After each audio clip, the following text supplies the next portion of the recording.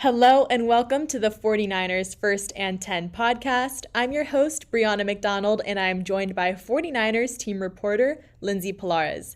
The San Francisco 49ers have officially reached their bye week, and conveniently, it's at the exact halfway point in the 2023 season. So this week, we're going to do things a little differently on the podcast with a mid-season check-in and highlight some of the best players and moments of the 2023 season so far. So before we get started, Lindsay, what have you thought of the 49ers season up to this point? We've had 4 home games, 4 away games, 3 primetime games.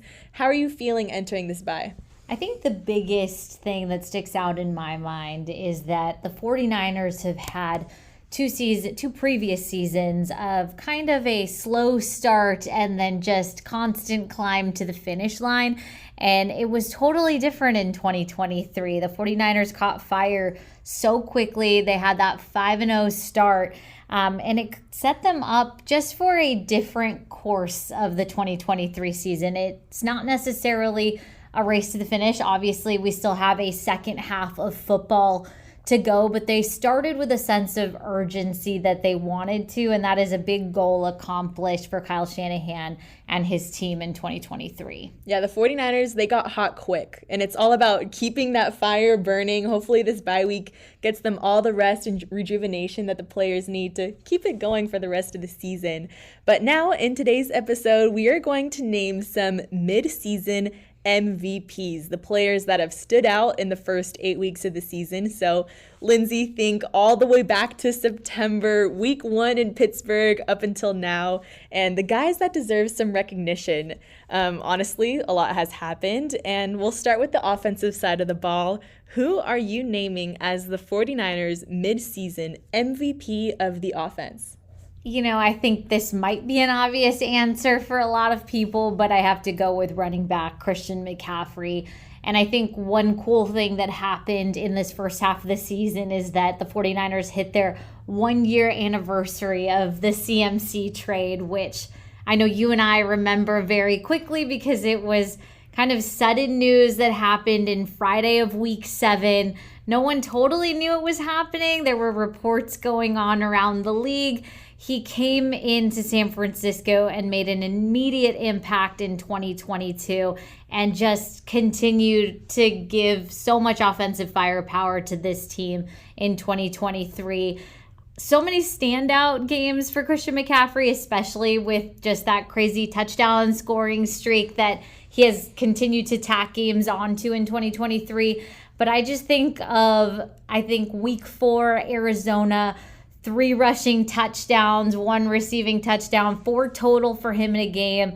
And his impact also extends beyond everything he does on the field. I think Christian McCaffrey sets the standard for younger players on how they want to be that pro in the NFL, because he really pays such close attention to detail, just brings that leadership to the locker room, and is a good perfectionist just because he preps so diligently that it's all infectious for the locker room. And I think he's just done so much good for San Francisco. You were talking about the 1-year anniversary of CMC in the Bay, and I think every member of the faithful and the 49ers staff and organization remembers where they were and what they were doing when they found out the news that Christian McCaffrey was coming to the 49ers. What was your CMC trade story like? Yeah, I don't know if I actually mentioned this on the podcast last year. I actually fell asleep early that night, and my now fiance decided to hold the cell phone above my head and was like, hey, I think you should wake up for this. And I woke up to, I don't remember who put the first tweet out, but that was the first thing I saw when I opened my eyes. And then, of course, you have the Slack going with all our coworkers of just all the content we had to prep in less than 24 hours, 8 to 12 hours. So that's my CMC memory. What were you doing when CMC happened? Everyone was winding down for bed. I mean, we have a crazy schedule. I say a lot of the times that working in football, we have a similar schedule to the players on the field. We wake up early. We're at practices with them. We're in the locker room with them, asking them all these questions. So that means going to bed early. And yeah, I was winding up for bed, getting ready, probably washing my face, and then that's when my phone started going crazy. And I was like, okay, it's time to pull the laptop back out. Yeah. It's not bedtime. No. We're staying up late tonight and we're pumping out more content. But it was so exciting. Like, yeah, I think it's just, I mean, I don't know, I always say this, but it's like a moment in football history, at least in San Francisco 49ers history. And yeah, you've just seen that come full circle with the 1 year mark and just so much production from Christian McCaffrey. So that's who I'm picking for my offensive MVP. Definitely. I'm going to take a little bit of a different angle with this award, and I'm looking in the locker room and taking also the 49ers stance on this. So our community relations team, they run something called the Unity Award, and every year this award is given to a player who unites the whole team both on the field and in the locker room. And this year, the votes went out. Every player on the team voted for the People's tight end, George Kittle. He won the 2023 49ers Unity Award. And with that, he was honored on the game against the Bengals on Sunday. His dad, Bruce, was there to accept the award on his behalf. And with that, he got to choose a charity to receive a $10,000 donation, and he chose Operation Freedom Paws, which is a nonprofit that connects service dogs to people who need them most. So I'm giving him the award for this one. Another very, very deserving offensive MVP, and also on the field, he managed to get a career-high 3-touchdown game against none other than the Dallas Cowboys. So he never fails to impress, especially when America's team is in town. Absolutely. That was a fun game. All right. So now let's look at the defensive side of the ball. Who is getting the crown for the 49ers first and 10 midseason defensive MVP? I mean, you can tell me that I'm choosing the obvious answers here, but I just think you can't think of the 49ers defense and look farther than Fred Warner. All-Pro Fred is a nickname that he has very much acquired over the years, but, the team's leading tackler in the first half of the season, and that's something that, we frequently see him on the top of that list. I think it's season after season. It's like Fred and Dre at 1 and 2, and they really are the dynamic linebacker duo.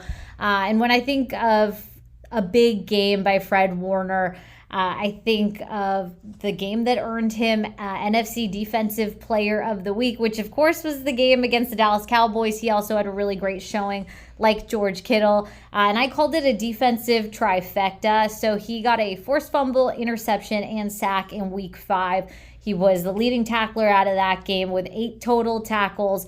And he's the first 49ers player to register 1 or more sacks, 1 or more forced fumbles, and 1 or more forced interceptions in a single game since linebacker Navarro Bowman did in 2013. So you think of Fred Warner and Dre Greenlaw, and then the next dynamic duo in 49ers history that came before them, of course, was Patrick Willis and Navarro Bowman. So I think just to be putting up those type of stats, I think it's amounting to just stacking the success of a really good career for Fred Warner. We say it every season, the heartbeat of the defense. He is the living and breathing soul of this defense. We see it in those pregame huddles.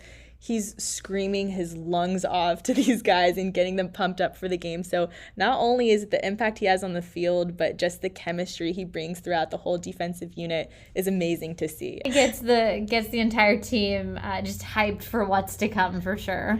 My defensive MVP so far this season, I'm going to go Nick Bosa, just because the defensive line has been such a zone in for this 49ers team this year, and just the impact he brings to that defensive line play. We hear it from opponents every week that, okay, Nick is in and we always have to game plan for him. So he brings a force, whether he makes it on the stat sheet for a sack on that game or not. He's a force, and he's attacking the quarterback, and they have to game plan for him every week. Certainly a tough person to contend with out on the field every week in and week out for pretty much all of the 49ers opponents. But we'll switch it over now to special teams. Who are you highlighting as your special teams MVP so far this season? So we have our 3 specialists, but I'm going to extend this out to our entire special teams unit and give a shout out to safety George Odom. I think he doesn't get enough shine for this, but through 7 weeks, he was the special teams leading tackler of the entire NFL, 8 special team tackles, and really just setting himself up for the same type of success that he had in 2022. He finished that season with 21 special teams tackles, and again, leading the league. It's kind of his very special stat, and just such a critical part of the special teams unit for the 49ers, and you should never undervalue a very good special teams tackler, so he's getting my special teams MVP. Yeah, around the facility, his nickname is All-Pro Gio. Everyone, when they go up to him, oh, All-Pro Gio! And he won second team All-Pro last year, so hopefully we see the same from him this year. That would be awesome. Certainly. All right, my special teams MVP. Well, first of all, since we're talking about the locker room, I have to give an honorary award to Tabor Pepper as just our MVP of the social, digital, and content team, because he's always willing to participate in our antics, and he went viral just a couple weeks ago. For LeBron James TikTok. For the LeBron James TikTok, so he deserves a little recognition for that. But also Mitch Wishnowsky. He's so reliable as a punter. Going into week 8 of his 22 punts, 12 made it inside the 20-yard line. So he's pushing opponents back, and he's just always reliable. I could always trust him when he takes the field come special teams. Yes, he has delivered week after week for the 49ers, so really good choice. Awesome. All right, well, that will do it for today. Thank you so much, Lindsay, for joining me in this Midseason MVP Awards. Don't forget to follow First and 10 on Spotify and Apple Podcasts. Turn on the notifications so you're in the know when we post any breaking news updates. And thank you, Faithful, for tuning in.